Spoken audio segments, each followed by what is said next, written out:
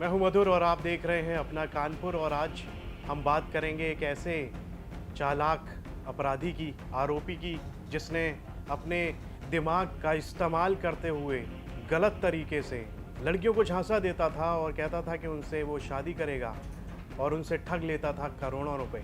कानपुर का ये शातिर आरोपी लंबे समय से लड़कियों के साथ में ये फ्रॉड कर रहा था। क्या है पूरा मामला, आज आपको विस्तार से बताएंगे। कभी जज तो कभी आईपीएस बनकर महिलाओं को शादी का झांसा देकर करोड़ों की ठगी करने वाला यह शख्स, पुलिस ने इसे गिरफ्तार कर लिया। सूट बूट पहनकर मॉल में पहुंचता था ये आरोपी। यहाँ तक कि इसका सीसीटीवी फुटेज भी सामने आया जिसमें ये गाड़ी की नंबर प्लेट चेंज कर रहा है और महिलाओं से मिलने जाता था और उनसे कहता था कि शादी करूँगा और ठग लेता था करोड़ों। मैट्रिमोनियल साइट पर ये आईडी बनाकर महिलाओं का भरोसा जीतता था, फिर उनसे ठगी करता था। पुलिस ने गिरफ्तार कर लिया। नवाबगंज से पकड़े गए इस शख्स ने करीब 60 लाख रुपए हड़प लिए थे। आरोपी के साथ उसकी कथित पत्नी को भी हिरासत में लिया गया है। मैट्रिमोनियल साइट से रची गई थी ये साजिश। पुलिस ने बताया कि आरोपी ने फर्जी प्रोफाइल बनाई थी और जिसमें केजीएमयू की नर्सिंग अधिकारी से संपर्क किया है। इस आरोपी ने खुद को जज बताया, महीनों बातचीत की और शादी का प्रस्ताव रखा। महिला का विश्वास जीतने के बाद लग्जरी कार दिलाने का झांसा दिया। करीब 60 लाख रुपए उससे ले लिए। जब उससे पैसे ले लिए तो फरार होने की कोशिश की।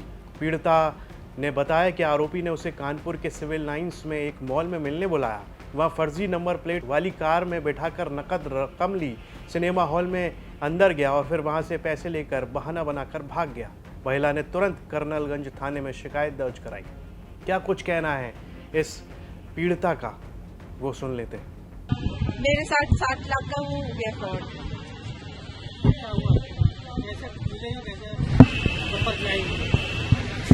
इसने पापा ने मेरी ने उस पे अखबार में वो निकलवाई थी, उसमें इसने नंबर ले लिया पापा का। पापा से बातें हुई, फिर 2-3 महीने बाद पापा फिर बाद में बात हुई, फिर इसने नंबर ले लिया मेरा। ठीक है। नंबर लेने के बाद उसने बताया अपने आप को कि मैं सीतापुर में जज हूँ, पहले आजमगढ़ में पोस्टेड था और वो बनारस का रहने वाला हूँ। और फिर मैंने गूगल पे भी डाला था कि ये सब तो अगर ये वो होता है तो आता है और साइट ऑनलाइन आ जाएगा गूगल पे। मैंने इसका देखा, साइट चेंज किया, चेक किया तो उस पर था वो है, मैंने राइट है।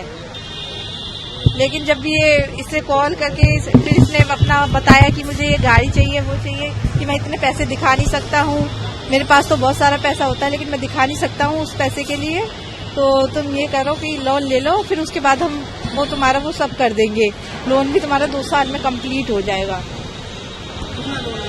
45 लाख सारा पैसा इसी पे है और मेरा सेविंग भी इसी पे है। आपको पता कैसे चला कि आप ठगी का शिकार हो गए? इसने मुझे बुलाया और जब मैंने इसका देखा, असली चेहरा जो देखा ना, जो चेहरा जो मैंने देखा वो नहीं है, जो देखा है इसका, उसे देख के ही मेरा पूरा दिमाग काम करना बंद कर दिया। नहीं, मेरे को कुछ याद नहीं कि ये हाँ, मैंने इसको फर्स्ट टाइम देखा था यहाँ पे। 380 कैमरों और कॉल डिटेल के बाद इस आरोपी का राज खुला है। डीसीपी सेंट्रल श्रवण कुमार सिंह ने बताया कि पुलिस ने 380 से ज़्यादा सीसीटीवी कैमरों की फुटेज और कॉल डिटेल्स खंगाली। जांच के बाद नवाबगंज का रहने वाला ये 42 साल का विष्णु शंकर गुप्ता और उसकी 33 साल की कथित पत्नी आयुषी गुप्ता को गिरफ्तार कर लिया गया।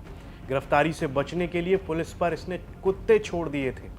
पकड़े जाने से बचने के लिए आरोपी दंपति ने पुलिस पर अपने पालतू कुत्ते छोड़ दिए थे, लेकिन टीम ने उन्हें काबू कर लिया। पूछताछ में जब उन्होंने रकम बरामद करने से इनकार किया तो पुलिस ने मोहल्ले में गधों पर बैठाकर इनका जुलूस निकालने की चेतावनी दी, तो बदनामी के डर से आरोपी टूट गया और 42 लाख रुपए बरामद कराए। पत्नी को भी इसने इसी तरह से शिकार बनाया था और फिर उससे शादी की। गिरफ्तार की गई आयुषी गुप्ता ने पुलिस को बताया कि वो भी पहले इस ठग की साजिश में फंस चुकी थी। बाद में दोनों ने शादी की, तलाक लिया और फिर से दोनों साथ रहने लगे।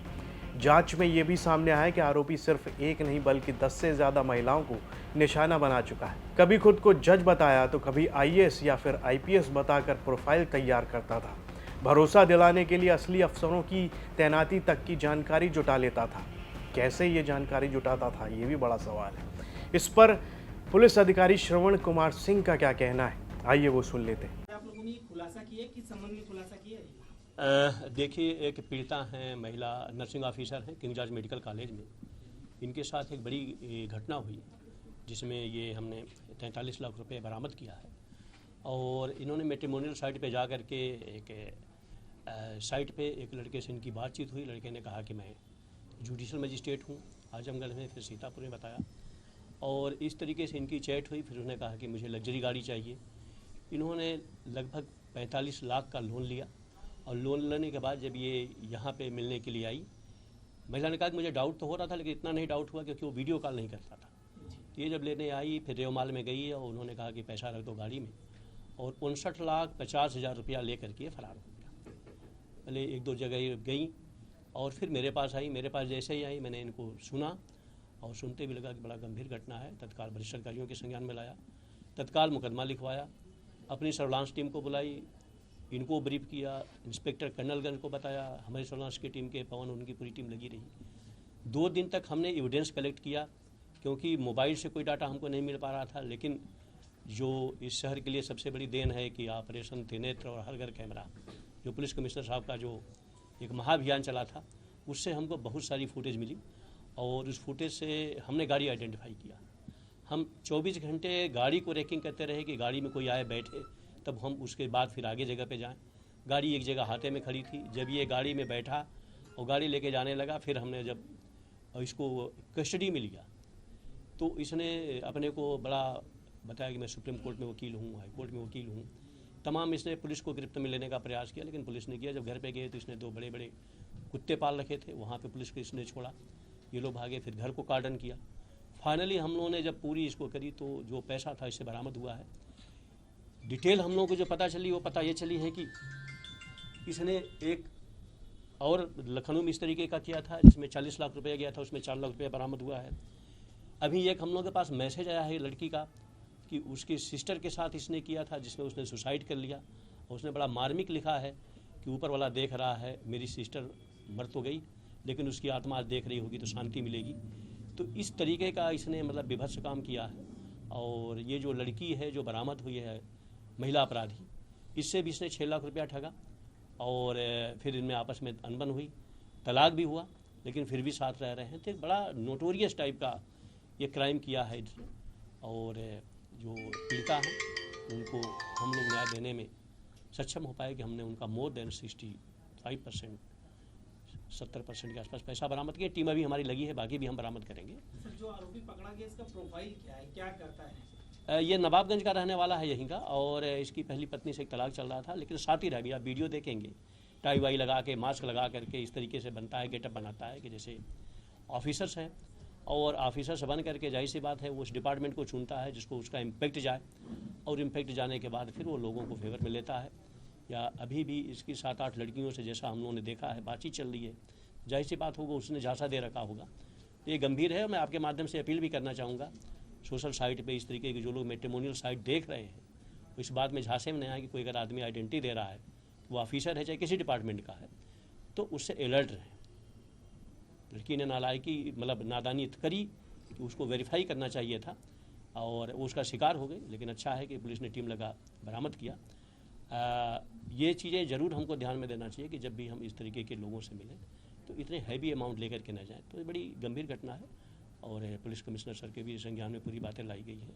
फिर मैं कहूँगा कि जिस कैमरे ने हम लोगों को मदद करी टीम ने, वो हमारे लिए बड़ा मतलब एक सुबह। सामने आई है कि पूर्व में वकील रहा है आदमी, ये डिबार हो गया, इस तरीके से ठगी में पकड़ा गया। अब हमारे पास अभी टाइम नहीं मिला।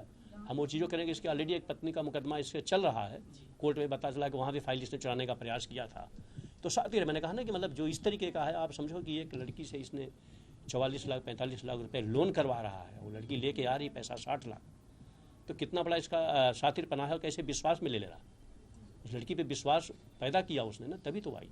तो गंभीर घटना। इस्तेमाल हुआ था वो इसकी गाड़ी है, किराए पे ली थी? वो हम डिटेल पता करेंगे।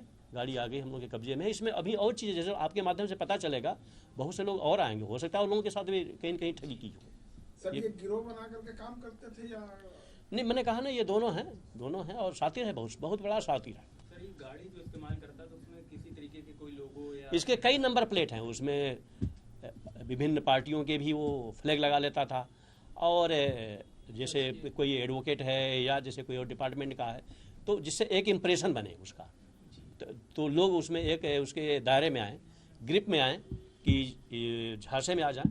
और इवन जब पुलिस हमारी टीम गई जब इसको फिरी, तो पुलिस पे भी इम्पेक्ट डाला कि मैं यहाँ पे हूँ, मैं वहाँ पे हूँ, और इम्प्रेशन डालने का प्रयास किया। लेकिन हम लोगों को पता था, हमारी टीम को, हम लोगों ने इसको तत्काल किया और सख्त इंट्रोगेट किया और ये चीज़ें बरामद हुई। तो यहाँ पर कानपुर का ये मामला है। आज के शो में हमने इसमें बात की। एक और अपराधी है जो लोगों से ठग रहा है करोड़ों रुपए, शादी का झांसा देकर महिलाओं से गलत वादे कर उनसे कई पैसे ठग रहा है, यहाँ तक कि गाड़ियों का नंबर भी बदल रहा है। वहीं दूसरी ओर महिलाएं हैं जो परेशान हैं पहले ही अपनी ज़िंदगी में, और फिर उनकी ज़िंदगी में आते हैं ऐसे ठग, उनकी ज़िंदगी में परेशानियां और भी ज़्यादा बढ़ाने के लिए। आपकी इस सब पर क्या राय है, कमेंट बॉक्स में लिखकर ज़रूर बताएं। और साथ ही कैसा लग रहा है आपको अपना कानपुर का ये शो, कमेंट बॉक्स में लिखकर हमें ज़रूर बताएं। यूपी से जुड़ी तमाम खबरें देखने के लिए आप देखते रहिए यूपी तक।